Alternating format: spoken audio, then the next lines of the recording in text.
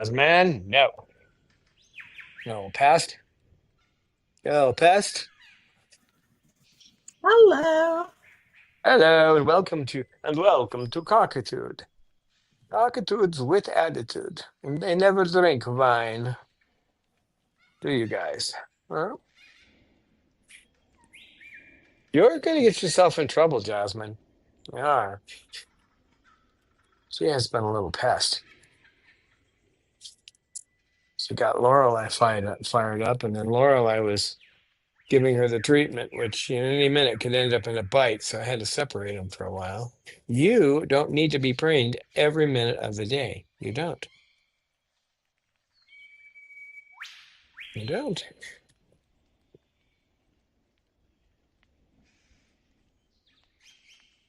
Jasmine doesn't believe me when I say that, do you? Hmm.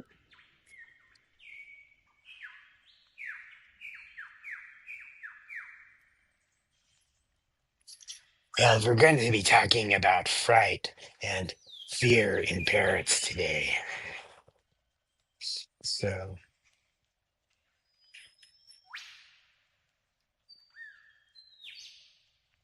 this one is fearless, though, to the point of endangering her life sometimes.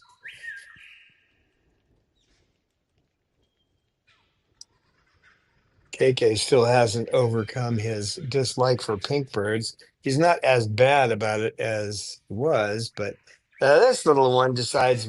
I nodded off for a minute. She decides to climb up and sit on my shoulder. So I woke up to having my arm bitten because KK was trying to protect me.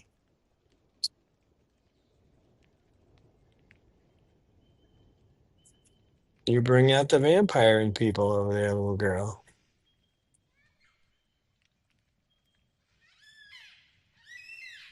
Yeah, he still doesn't trust the pink ones. Lucy. There's the loose girl and the sugar bird. Mander's in here, but I blocked it off so he couldn't get underneath. Well, he could still come around and get under the couch, but he's too much of a chicken. So I don't know if I can get him in the camera or not. I will try. He's down there somewhere. He won't come sit up on the couch anymore, and nobody's hassled him. So it's something in his head. But he is in here with us. Right, Lorelai? Little fly.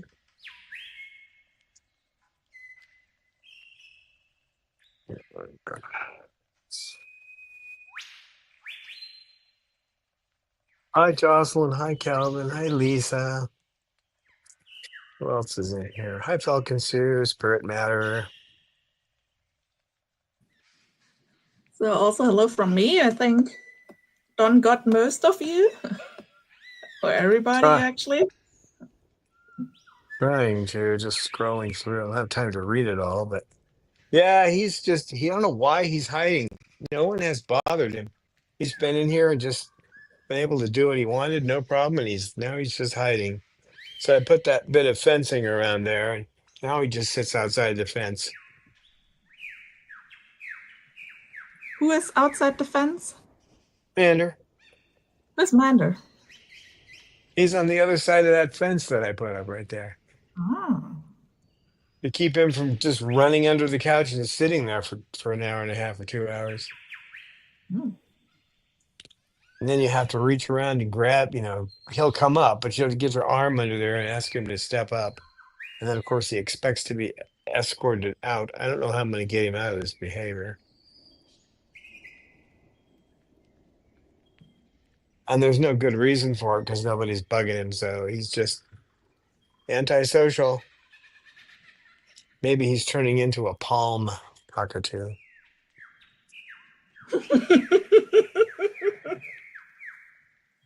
Maybe. Could be. I forgot to put my focus on online meetings so that I won't get disturbed. Yeah, because I'm getting constant disturbances here. There we go.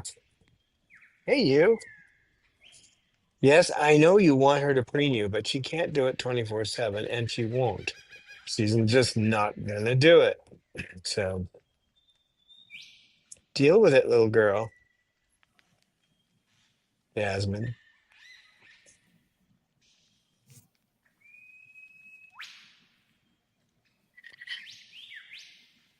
Actually, I should set up a camera in here so you guys can see what the first 5 minutes are like when you bring Lorelai in. It's always wild and woolly. She bounces all over the place. She terrorizes other birds, and then she gets calm when she's done terrorizing. Then she'll usually just sit on me for a while. You know, this is pushing it. He might preen you, but Mm-hmm. no, she doesn't want to. She's not going to do it. No, she's not going to do it. When she just puts her beak up there and starts moving her beak up and down, she's not going to preen. What she's going to do is usually start biting them, that kind of thing. Not really to hurt, but you're threatening and all that. You need to stop. Yeah, I know. Good luck, right? Good luck stopping the jasmine bird. Jasmine.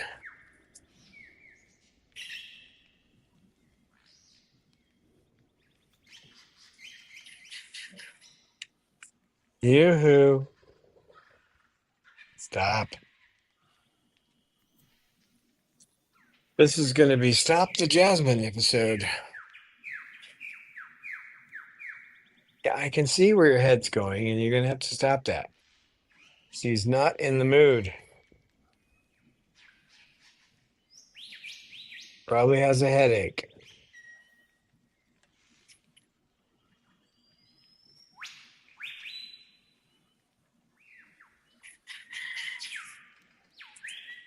Poor Jazz. You can't always get what you want, huh?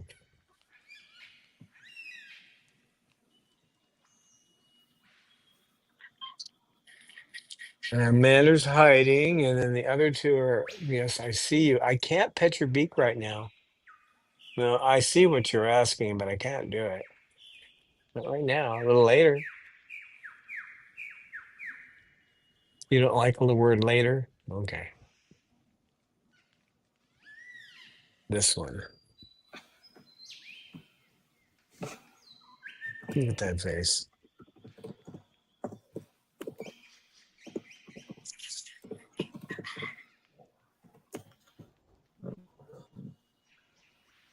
So now she's kind of praying. Well, it won't last too long.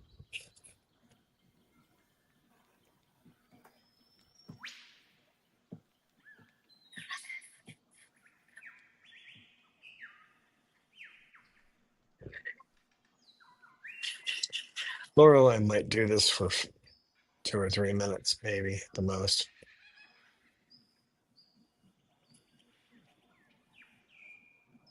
For her, it's like giving free shoe shines at the airport.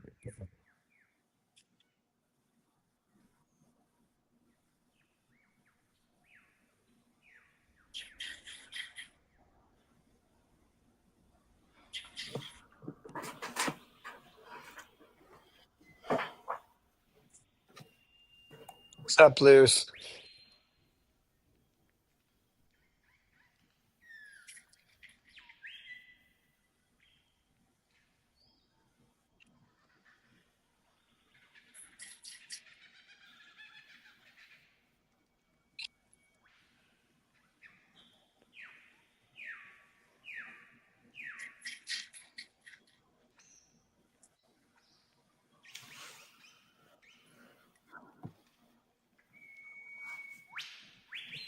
You would think that Jasmine would learn that she is only allowed to come up and ask to be preened after about 15 minutes in this room, but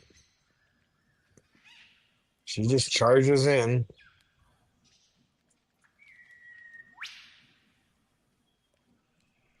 My father had a good word for it. I'm trying to think what there's a rough equivalent. Um,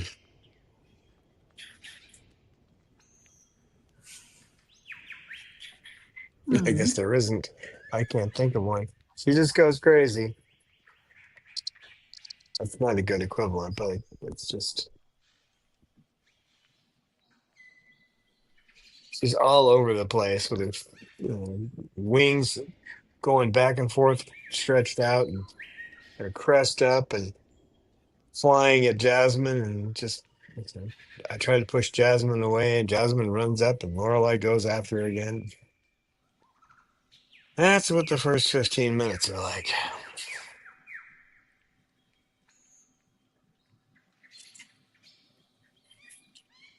And it would be great if Jasmine would just accept this little bit of preening, but she doesn't. She just keeps going and going.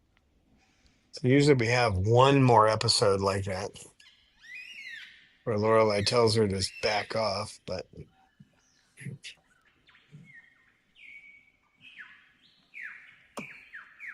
Jasmine will play deaf, dumb, and blind when she does that. She's done. She's done. She's done.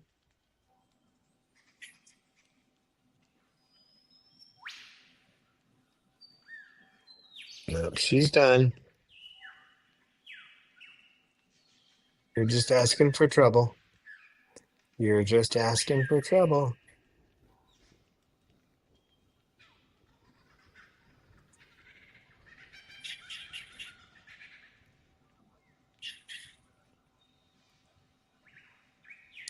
Now, what makes these guys afraid?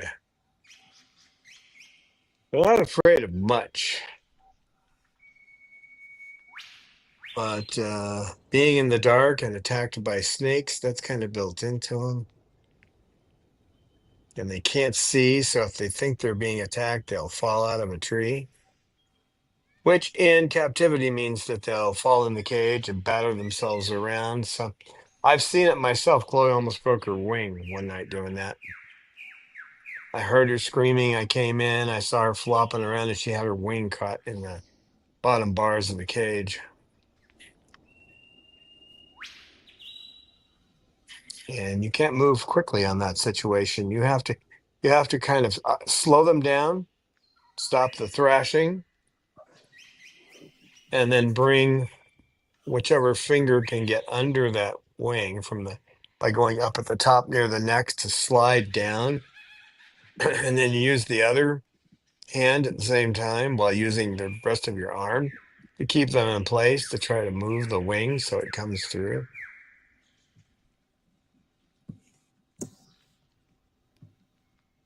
Kind of scary. The first time I did it was with Chloe, so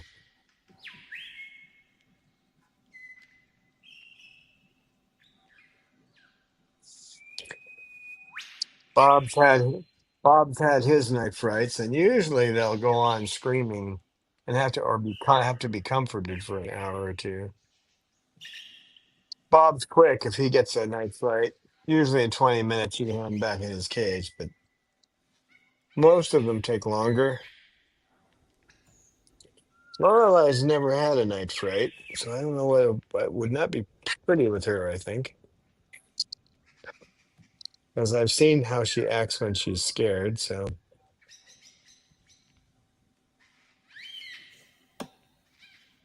the main thing to do is to take them somewhere where it's calm in the light and sit there with them until they calm down, start to get sleepy, their eyes start to close. Sometimes that can take a long time, but if you put them back in the cage too early, they'll just start thrashing around again. If they're the only bird in the room, the only cage in the room, you can Turn the light on for him. Sometimes that'll help.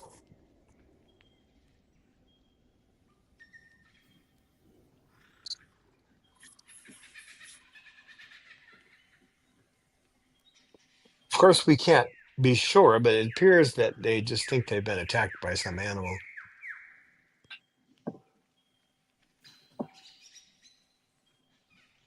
Because you know that in the wild, that's how they deal with it. This by run away. And we know they can't see at night, so unless there's a moon, you got a full moon, they can see some, but otherwise, no. And with a canopy of trees overhead, and most of these guys are in the jungle, so I prefer that word to rainforest, frankly. But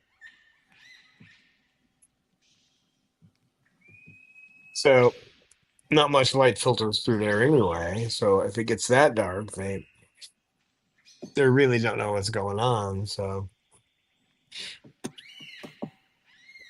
they are about as knowledgeable as someone who trusts in the nighttime news in the U.S.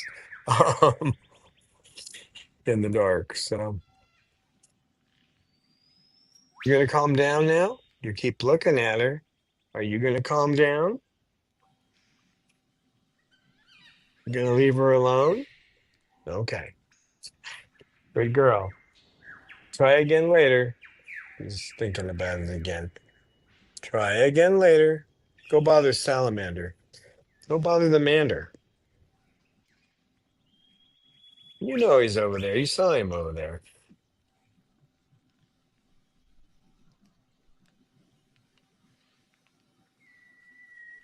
Mander.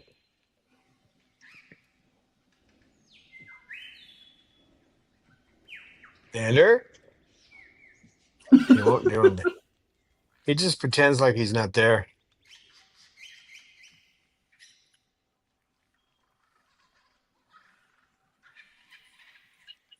Mander.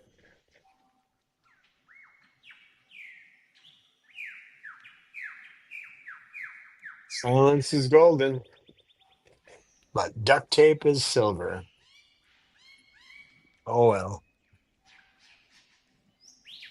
It's going to take a while to get him out of this mood. I have no idea why he's been wanting to dart under the couch and just stay there.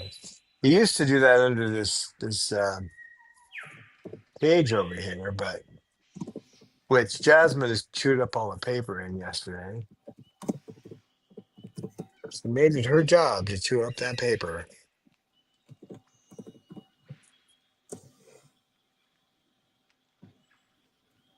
Didn't you, Jazz? Didn't you, Jasmine?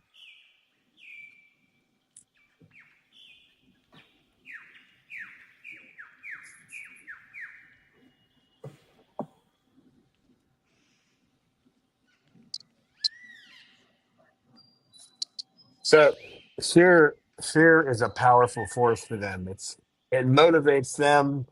Most animals, if they get scared, you'll see them respond. And when I say respond, some animals get aggressive and attack.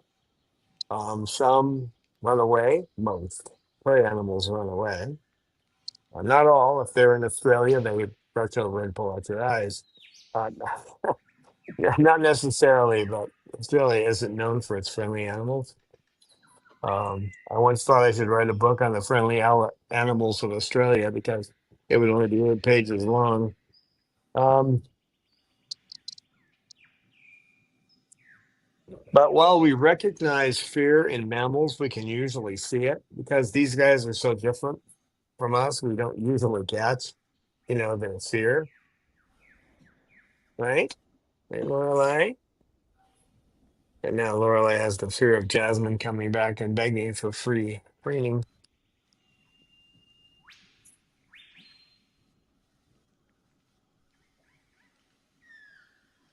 So some of the things that you can get from fear are the same kind of thing you get from neglect or uh, aggressive responses. You'll see pacing, or it may be the stimulus that starts something that's already lying in the background. and then start plucking, because it isn't the stimulus that causes the plucking. That's just the stimulus that gets it rolling. It's already there, waiting to go. So, pacing, rocking back and forth, that kind of behavior, right, Jazz? Right, Jazz? So, these guys are prey animals. Prey animals, they startle easy, and they tend to, these guys do flight or fight. So they're going to, their first reaction is to fly away. Um, the second reaction will be to stay and fight. Now that if they're protecting their young, they might do just that. In most cases, they're going to fly away. They don't want to get in a fight. But the other side of it is that, well, I guess the best way to describe it is when you see something moving in the corner of your vision somewhere, you always think, "Oh boy, it's somebody running up to hand me ice cream," right? You never think it could be something bad. And being sarcastic, we always think that what we see at the periphery of our vision that we don't recognize might be dangerous, and we turn towards it to make sure it isn't. And with these guys, it's a much stronger instinct than that.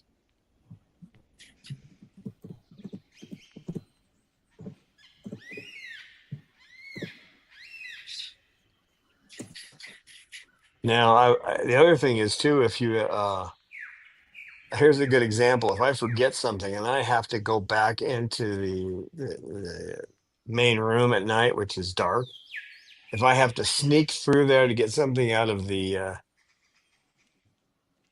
exam room or something, like a Band-Aid, which usually I have plenty of 'em outside there too. Uh, if they catch me, which I mean, they can only catch me by sound because they really can't see me because I have the windows blocked out. Then one will go off, and then they all go off, and it sounds like it's the end of the world. They'll set each other off.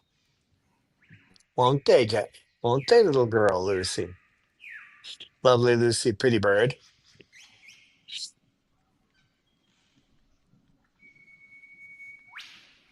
So in the wild, when that happens, you'll see the whole flock take off, but they won't take off in a straight line. They'll go generally the same direction, but they'll interweave. That just screws up those mammalian eyes. Mammals can't make out whether there's one animal or 10 or 20 or 1,000. They can't figure it out. So mammals don't have terribly good eyes. Better than snails, but they aren't terribly good. Are you trying to get into trouble? She's not in the mood. If I could tell it, you should be able to tell it. You should be able to. Hmm? Lorelei does not want to preenie right now.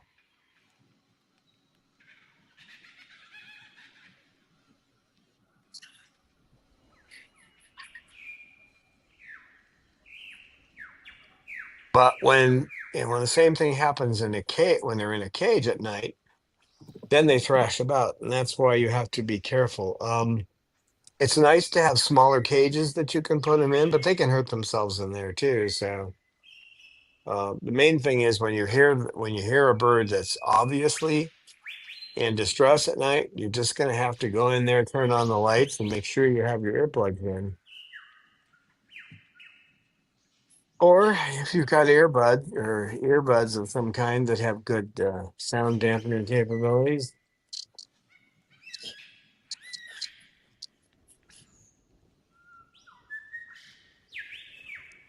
Once you have the room relatively quiet and you take that bird away, then so you can take care of them, make them feel calm over the next couple of hours, usually, using whatever sleep you planned on. Uh, then you have to bring them back and startle the birds again. You can sometimes get away with just using one light, just a dim light, but they need to see you do it, because if they don't, they're not going to know what's going on. So,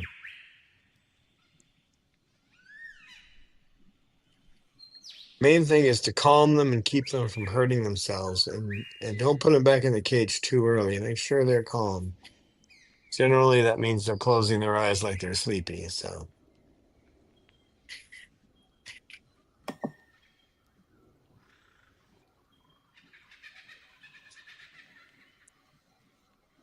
a lot of people who are not familiar with birds will say that, I have a mean bird. I've heard that one. I have a mean bird. And I try to explain, no, you don't.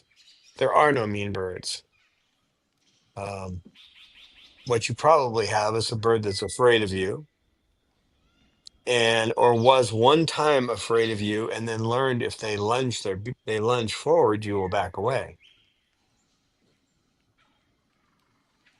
So once they learn that they can take control of you by making an action, then they're going to do it.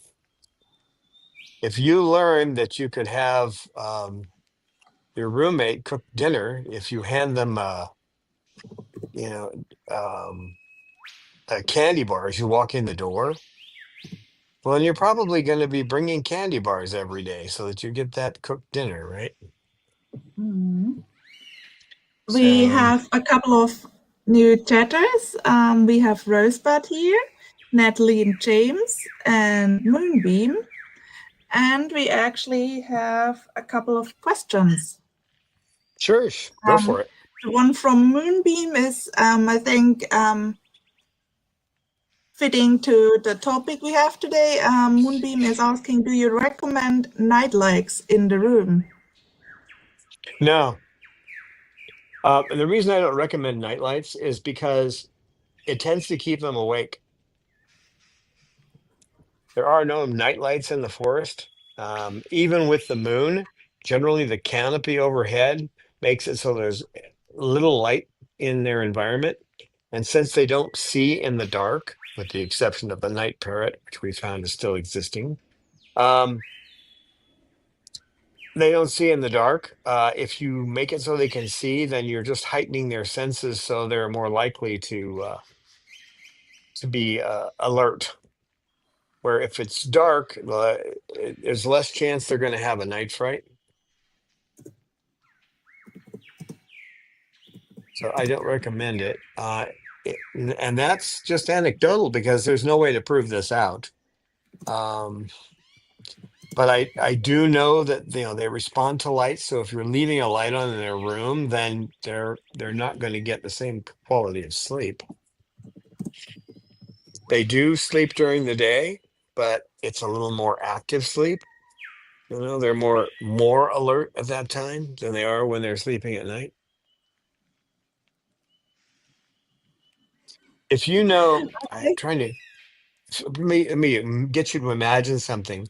Okay, you're in a room, and the windows are open. It's the middle of the day. You got plenty of light, and you hear a sound that you don't recognize. You open your eyes. Okay, you're kind of dozing. You open your eyes and look in that direction. You don't see anything. You go back to sleep. In their case, when they open their eyes, they're not going to see anything at all. If they do see something and it's the dim light, it's probably the shadows in the room or whatever. It's going to probably disturb them more. With us, we can look over and say, "Oh, look, I can see what it is." But in the dim light, they're just seeing what looks like shadows to them, so it could actually be more frightening.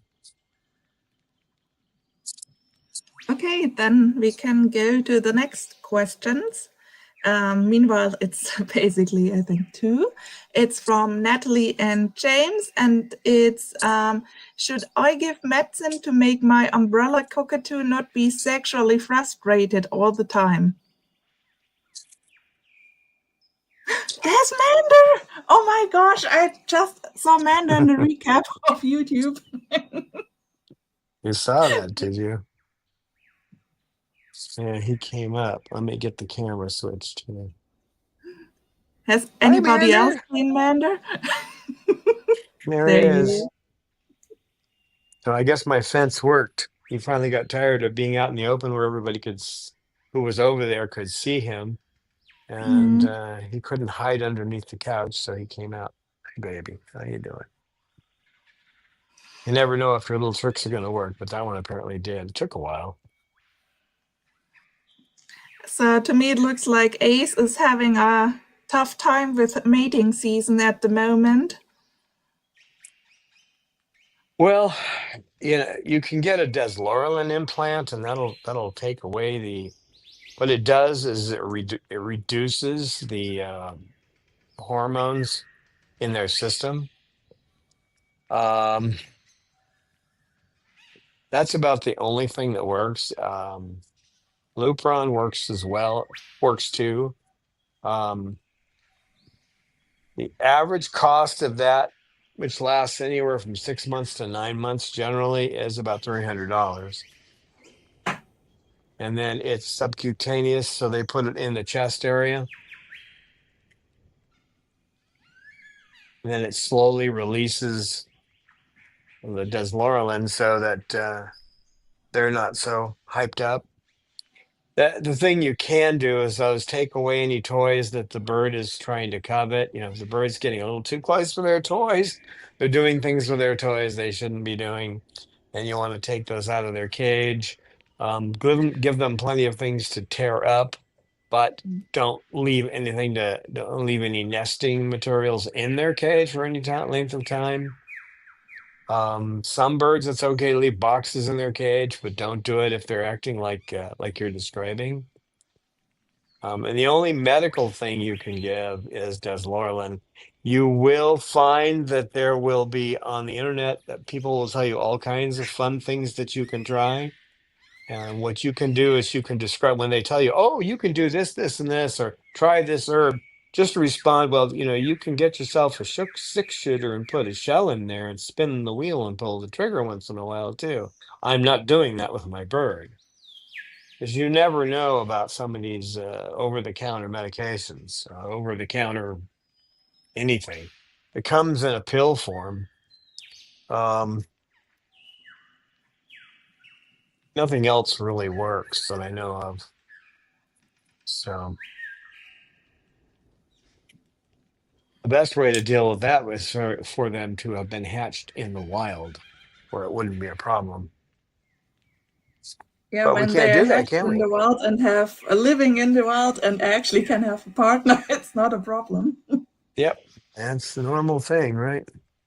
Only a Mm. problem in our oh, let's face it, our They environment that is foreign to them. they have 1 or 2 eggs a year, and then after 2 months after the chick has hatched and comes with them, they have an annoying baby cockatoo flying around with them for the next couple of months. So I think that also dumps down mating urges. Mander, Yeah, they don't have much in the way of mating urges. The other thing you can do is if it's a female and it lays an egg, you can hard boil the egg and then leave it in there for a week or two. That will reduce the urge to lay more eggs, but it's a male. yeah, not much you can do in that situation other than try to. And it looks like it's pretty bad, the situation. Like Natalie and James wrote, he's jumpy about everything. So I think it's not like it's specific toys or stuff you can put away. So the only thing I think about is reduce petting and cuddling as much as possible, because when a bird is like that, they are already completely overstimulated. You did nothing wrong. It's just the way they live in captivity. But that's basically like, don't give oil in the fire. Mm-hmm. So Yeah. do give them occasional a little pat on the head or so, that you basically signal them, yeah, I like you, but not more. Yeah, well, you can pet them on the head because they have to get preened one way or the other, so they don't react to head petting the way they react to other things. So head petting is anybody can do it in the flock. Doesn't have to be their mate that will preen their head. So to them, it's kind of like going to the barber to get a haircut. It doesn't have any kind of strong social effect other than that.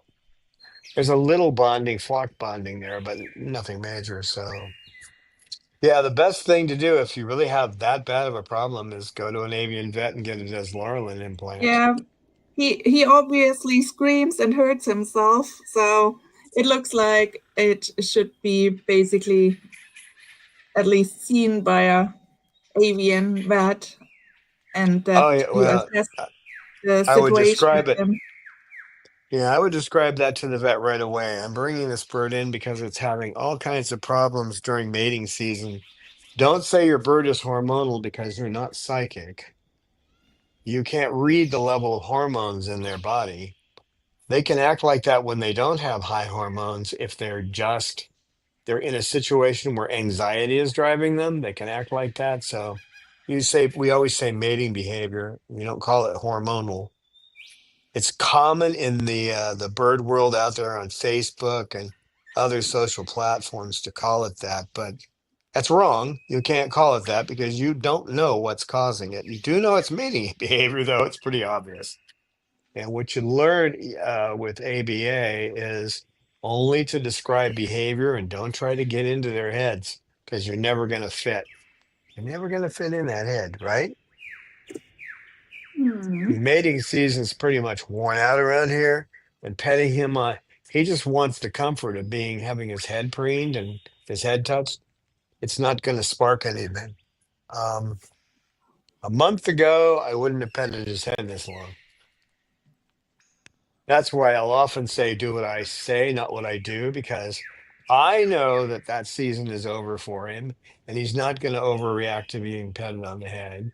But you won't recognize that. The average person will not recognize that. If you misread it, then you can end up in a situation you didn't plan on. Right, Mander? Hmm. See, it's okay to be up here, isn't it? And I'm also making him feel better about sitting here because Hmm. he's gotten this in his head. He wants to be. We're talking about fear. He has agoraphobia. He has a fear of crowds. He's also got fear of birds. He doesn't actually trust the other birds. He tried to be friends with Sugar and with Jasmine, but they treat him like he's a geek. When I was a kid, they chased the geeks away and they made fun of him. Hmm. But And we that's what have he. another question by Mhm. Moonbeam, if you're already done. Sure. Um, the question is, if a bird doesn't seem sleepy, should they still have a set bedtime? You can vary it a little bit. If they're used to going to bed they don't go to bed. But if they're used to going to perch or roost for the night at 6 o'clock, and you stretch it to 6:30, it's not going to hurt anything. Um, they can stay up a little later on one night, go to bed a little earlier the next night, that kind of thing. But most of these guys, even if they don't seem sleepy, when you turn the lights out within 5 minutes, if there's no light in there, they'll go to sleep. And with the cockatoos, it's great because you can hear them grinding their beaks. I've got a recording of them grinding their beaks. I went just stayed in the room and turned the lights out, and it's funny to listen to,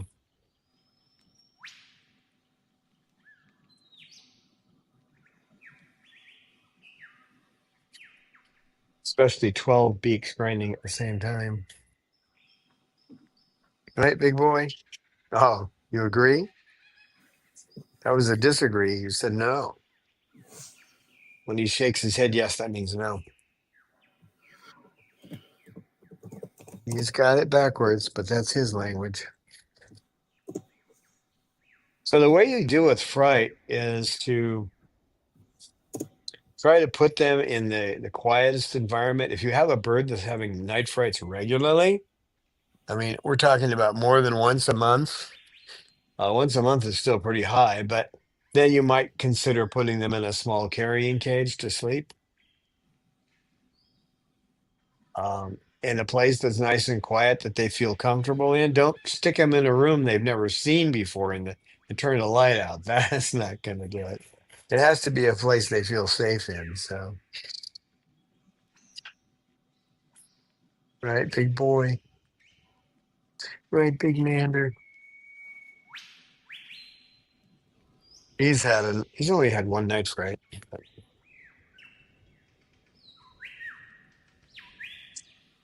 well, you did at one.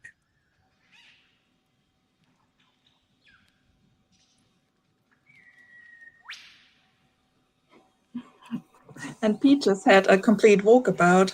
Or was that the right word for it? Something Australian. Hmm? Peaches, she not even had the night fright. She basically jumped out of the cage and then walked around. No, yeah.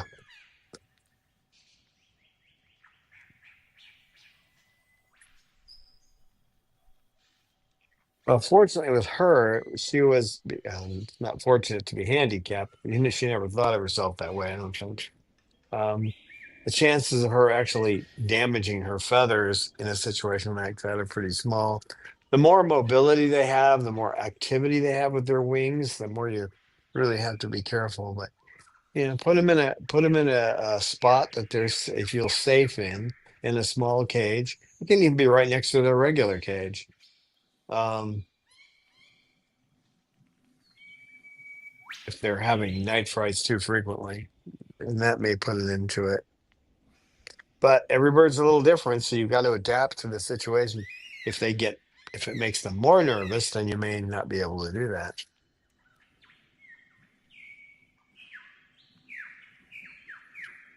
And I wouldn't rule out using a night light if you have a bird that's having a couple of times a month is doing a night fright. Then you might try that, but again, it will slightly affect their sleep cycle. They won't sleep quite the same.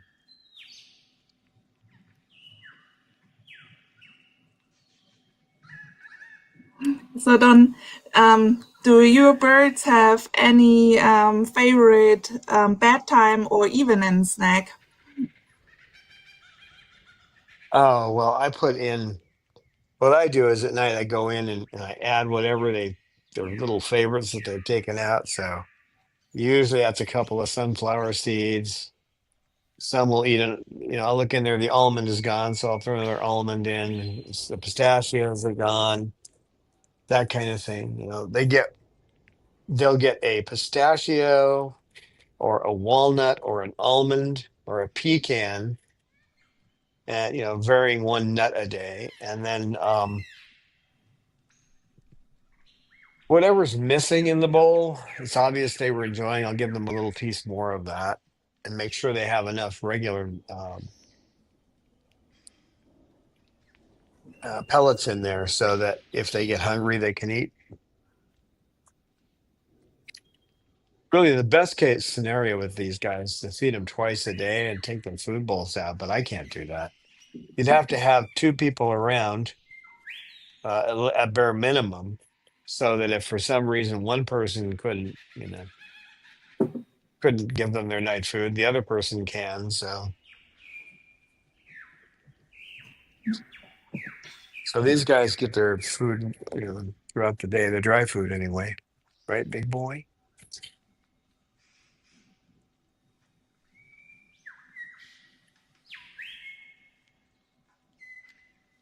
Whoops, whoops, whoops, sorry, I didn't know you were turning.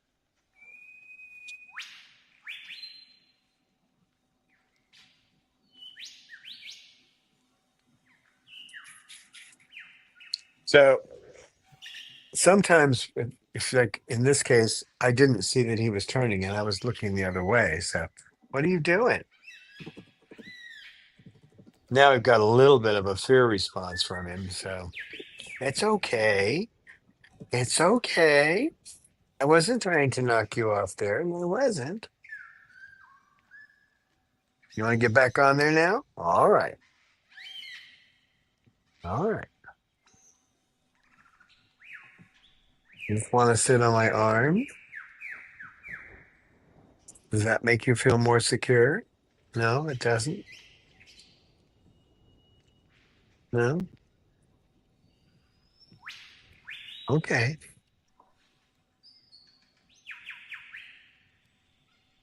Manner. Even so. Amanda's entertaining the chat. And meanwhile, Jam and Jamie joined us. So hello and welcome. Hello, Jam and Jamie. No, you don't. What do you mean no? What do you mean? Oh, Amanda. Sweet boy. Hey, Manner. What you doing there, big boy? Hmm? Want to sit on my arm, do you? Mm-hmm. You want to sit on my lap now? All right. Uh-oh. He's moving. Let's get the camera here to switch. What's up, Manner? That's Lorelei. She can be a little bit of a minx, but she's all right. She's calmed down. She's calmed down. She's not going to do anything to you.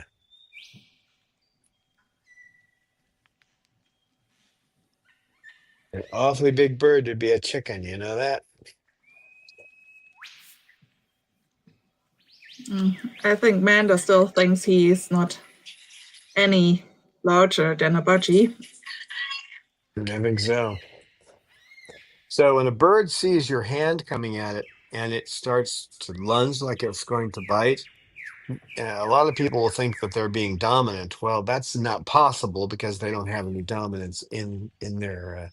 No parrot has dominance, so they're either being fearful or territorial, and 9 times out of 10, it's going to be fear.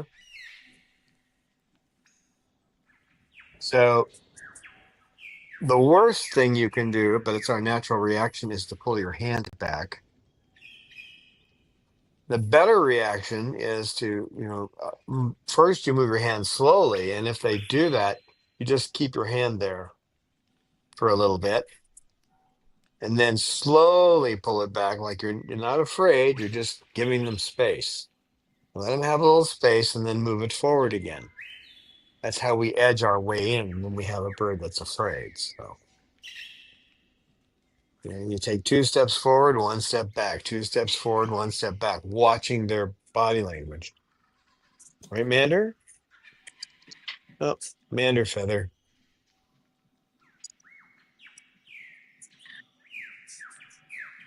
It's good that you came out, Mr. Fear, Mr. Fearful Bird.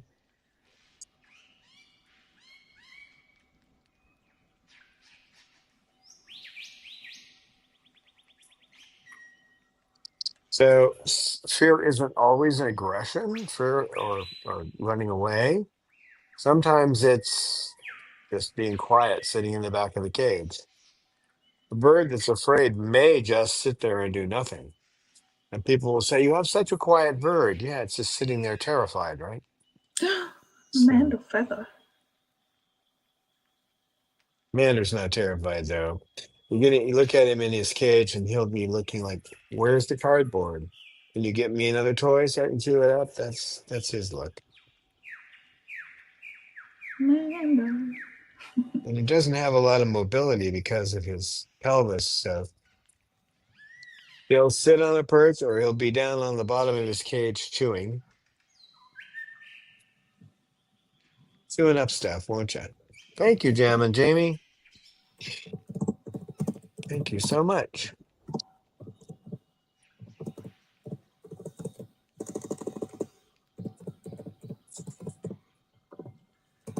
Oh, they moved all this stuff around again. Let's see. Can't find the thank you video, huh?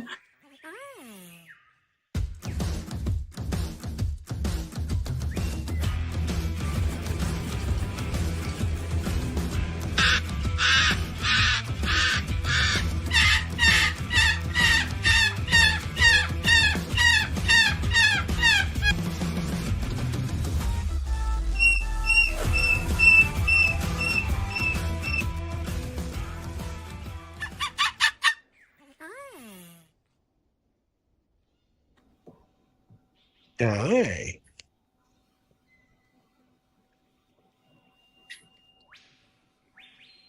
That's Amanda. Mm-hmm.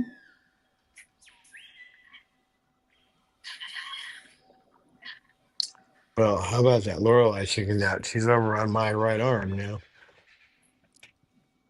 He's never done anything to hurt you, ever. Not even suggest. Well, once in a while he'll pull your tail feathers, but he'll do that with anybody. I don't even have feathers, and he'll do it to me.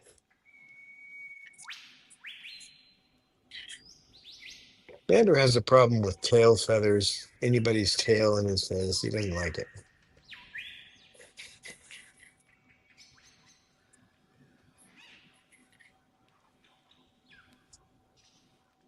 So if you see they're afraid, you try to figure out what it is in the environment that's causing it and get rid of it. Make the environment as calm for them as possible if they're in their cages.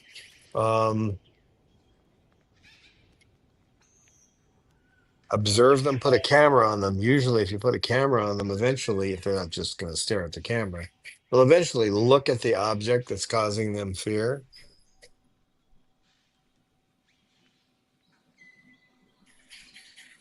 Even if it's a can of Rumford baking powder.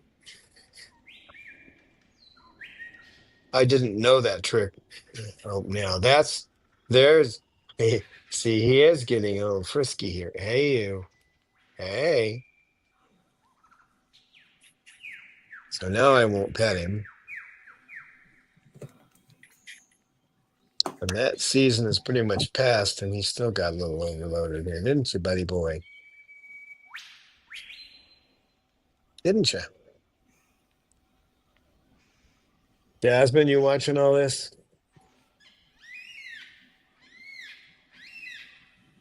Lucy looks like she's about ready to pretty bird me, which lately has been, she doesn't say anything, she just lands on my face. Whap. No, I don't know when she Flying this. decided. She decided that was more fun than actually telling me she wanted over. She just flies into me. Sounds like a fun thing a cockatoo can do. It is. It's a little startling, but it's fun. She's turned it into Frightening a him. kind of. She's turned it into, I think, a kind of game for herself. If I'm looking at her, she just kind of looks away, like, well, da, da, da, and then when I'm not paying any attention, whap, lands on me.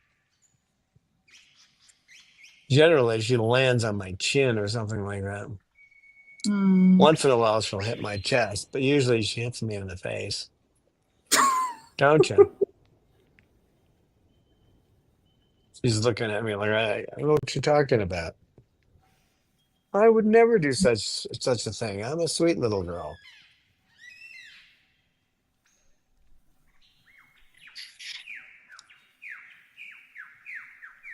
Hey, Mander.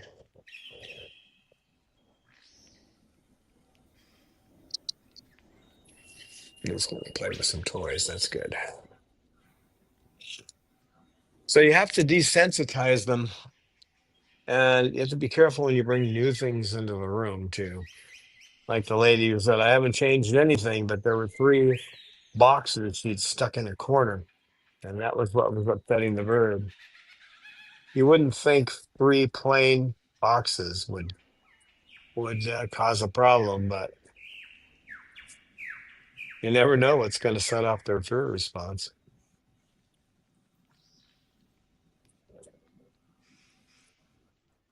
And hens coming in the cage can be pretty scary too. So it's usually more fear than aggression. Territoriality, aggression doesn't really exist by itself. It's either from fear or territoriality. So if a bird is making threatening motions, it's either afraid or you're invading its territory. And if you think it's something else than that, the only other thing would be is if they're sick. And when they're really sick, they will, I mean, by really, if they're intensely ill, they will try to push the other birds of the flock away. So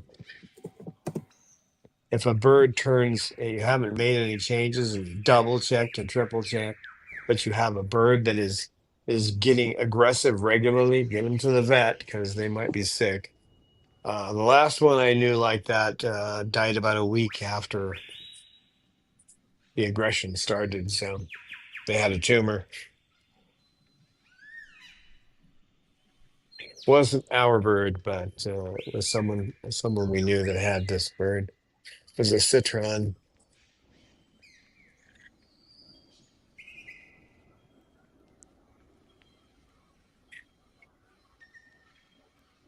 Yeah, Lorelei is preening. Let's get a little Lorelei preening on here.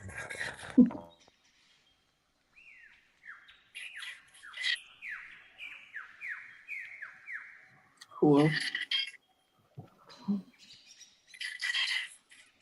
She had those wings out like that earlier, but she also had her crown up and she was harassing Jasmine, doing the "get away from me, I'm not in the mood to preen" routine.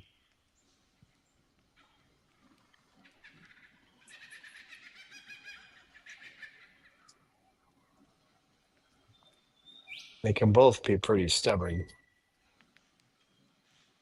You are a stubborn girl. Ah.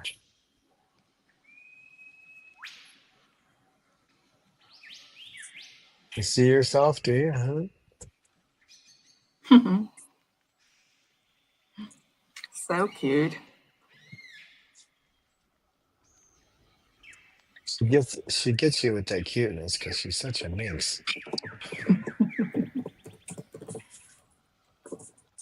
One minute she's being cute, the next minute she's chewing through your shirt. Not like she's gonna bite, but she will chew through your shirt, take off your buttons, ruin your zippers. She's good at all that stuff. Are you back now, Mander? Hmm? Are you back now, Mander?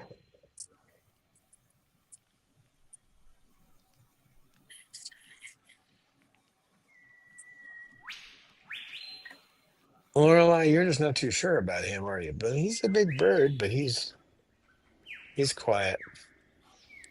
Well, thank you, Amy, for moderating. Thank you all for being here. And try Yeah. not to get frightened like your birds.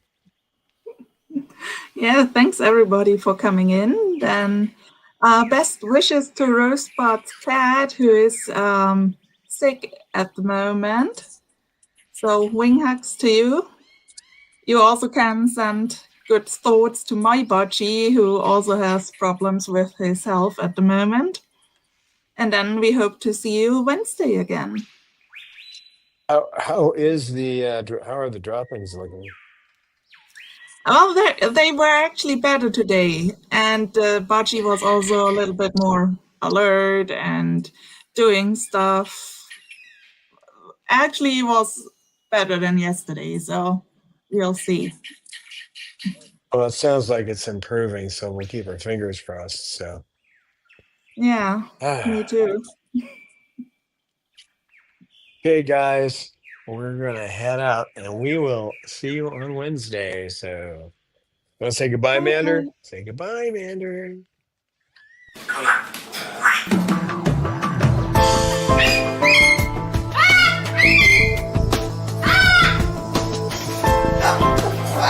Science knowledge only adds to the excitement, the mystery, and the awe of a flower. Evidence is evidence. It's public. Everybody can look at the evidence and assess it, and eventually, if there's enough evidence, come to the same conclusion.